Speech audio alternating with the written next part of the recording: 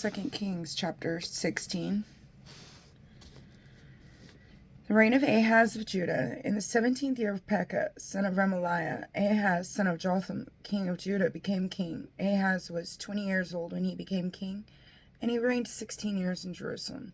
He did not do what was right in the sight of the Lord his God, as David his father had done. He walked in the way of the kings of Israel. He even immolated his child by fire in accordance with the abominable practices of the nations whom the Lord had disposed before the Israelites. Further, he sacrificed and burned incense on the high places on hills and under every good green tree. Then Rezin, king of Aram, and Pekah, son of Remaliah, king of Israel, came up to Jerusalem to attack it. Although they besieged Ahaz, they were unable to do battle.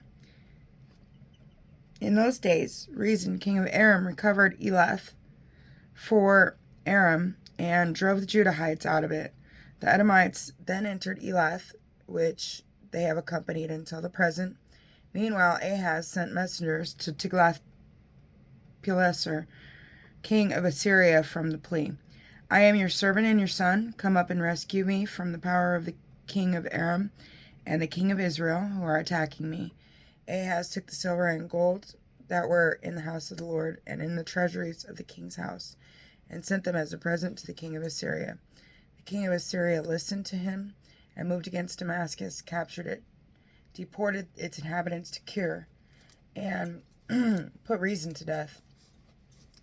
King Ahaz went to Damascus to meet the Altar-Pileser, king of Assyria.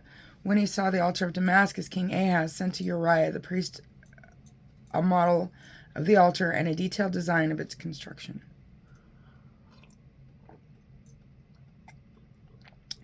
Uriah the priest built an altar according to the plans which King Ahaz sent him from Damascus, and had it completed by the time King Ahaz returned from Damascus.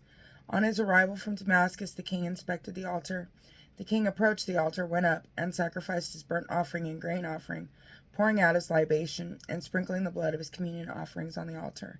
The bronze altar that stood before the Lord he brought from the front of the temple, that is, from the space between the new altar and the house of the Lord, and set it on the north side of his altar. King Ahaz commanded Uriah the priest upon the large altar sacrifice, the morning burnt offering, and the evening grain offering. The king's burnt offering and grain offering, and the burnt offering and grain offering of the people of the land, their libations you must sprinkle on it, along with all the blood of the burnt offerings and sacrifices. But the old bronze altar shall be mine for consultation. Uriah the priest did just as King Ahaz had commanded. King Ahaz detached the panels from the stands and removed the basins from them. He also took down the bronze sieve from the bronze oxen that supported it and set it on a stone pavement. In deference to the king of Assyria, he removed the Sabbath canopy that had been set up in the house of the Lord and the king's outside entrance to the temple. The rest of the acts of Ahaz with what he did are recorded in the book of the Chronicles of the Kings of Judah. Ahaz rested with his ancestors, and he was buried with his ancestors in the city of David, and his son Hezekiah succeeded him as king. 2 Kings chapter 17. The reign of Hosea of Israel. In the 12th year of Ahaz, king of Judah, Hosea, son of Elah, became king in Samaria over Israel for 9 years. He did what was evil in the Lord's sight, yet not to the extent of the kings of Israel before him. Shalmaneser, king of Assyria, advanced against him, and Hosea became his vassal and paid him tribute. But the king of Assyria found Hosea guilty of conspiracy for sending messengers to the king of Egypt at Sais, for failure to pay the annual tribute to the king of Assyria. So the king of Assyria arrested and imprisoned him. Then the king of Assyria occupied the whole land and attacked Samaria, which he besieged for 3 years. The end of Israel. Israelites deported. In Hosea's 9th year, the king of Assyria took Samaria, deported the Israelites to Assyria, and settled them in the Halah, and at the harbor, river of the Gozan, and in the cities of the Medes. This came about because the Israelites sinned against the Lord their God, who had brought them up from the land of Egypt, from under the hand of Pharaoh, king of Egypt. They venerated other gods. They followed the rites of the nations whom the Lord had dispossessed before the Israelites, and those that the king of Israel had practiced. They adopted unlawful practices toward the Lord their God. They built high places in all their cities, from guard post to garrison town. They set up pillars and Asherahs for themselves on every high hill and under every green tree. They burned incense there on all the high places, like the nations whom the Lord had sent into exile at their coming. They did evil things that provoked the Lord and served idols. Although the Lord had told them, "You must not do this," the Lord warned Israel and Judah for every prophet and seer, "Give up your evil ways and keep my commandments and statutes in accordance with the entire law which I enjoined on your ancestors, and which I sent you by my servants the prophets." But they did not listen. They grew as stiff-necked as their ancestors who had not believed in the Lord their God. They rejected his statutes, the covenant he had made with their ancestors, and the warnings he had given them. They followed emptiness and became empty. They followed the surrounding nations whom the Lord had commanded them not to imitate. They abandoned all the commandments of the Lord their God. They made for themselves 2 molten calves. They made an Asherah. They bowed down to all the host of the heaven. They served Baal. They immolated their sons and daughters by fire. They practiced augury and divination. They surrendered themselves to doing what was evil in the Lord's sight and provoked him. The Lord became enraged and removed them from his presence. Only the tribe of Judah was left. Even the people of Judah did not keep the commandments of the Lord their God, but followed the rites practiced by Israel. So the Lord rejected the entire people of Israel. He afflicted them and delivered them over to plunderers, finally casting them from his presence. When he tore Israel away from the house of David, they made Jeroboam, son of Nebat, king.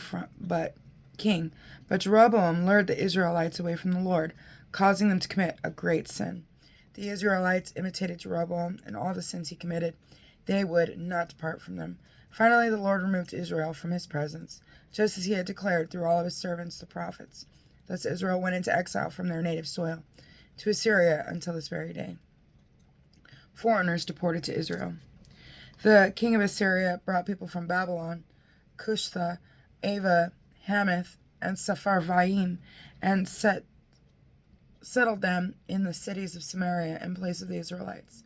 They took possession of Samaria and dwelt in its cities. When they first settled there, they did not venerate the Lord, so he sent lions among them that killed some of them. A report reached the king of Assyria. The nations you deported and settled in the cities of Samaria do not know the proper worship of the God of the land, so he has sent lions among them that are killing them, since they do not know the law of the God of the land. The king of Assyria gave the order, Send back some of the priests you deported to go there and settle, to teach them the proper worship of the God of the land. So one of the priests who had been deported from Samaria returned and settled in Bethel and began to teach them how to venerate the Lord. Thus each of these nations continued to make its own gods, settling them up in the shrines of the high places the Sumerians had made, each nation in the cities in which they dwelt. The Babylonians made Succoth-Benoth, the people of Cuth made Nergal, those that Hamath made Ashima, those from Ava made Nibhaz and Tartak, and those from Sepharvaim immolated their children by fire to the city gods.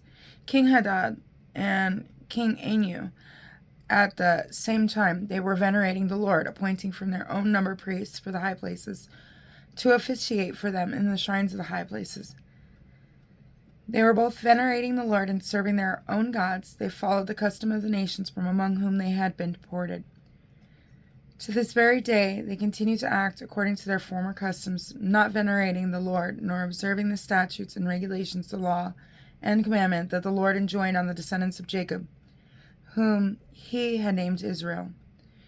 When the Lord made a covenant with them, he commanded them, "You must not venerate other gods, nor bow down to them, nor serve them, nor offer sacrifice to them, but only to the Lord, who brought you up from the land of Egypt with great power and outstretched arm. Him shall you venerate, to him shall you bow down, and to him shall you offer sacrifice. You must be careful always to observe the statutes and ordinances, the law and commandment which he wrote for covenant. I made you. You must not forget. You must not venerate other gods. You must venerate only the Lord your God.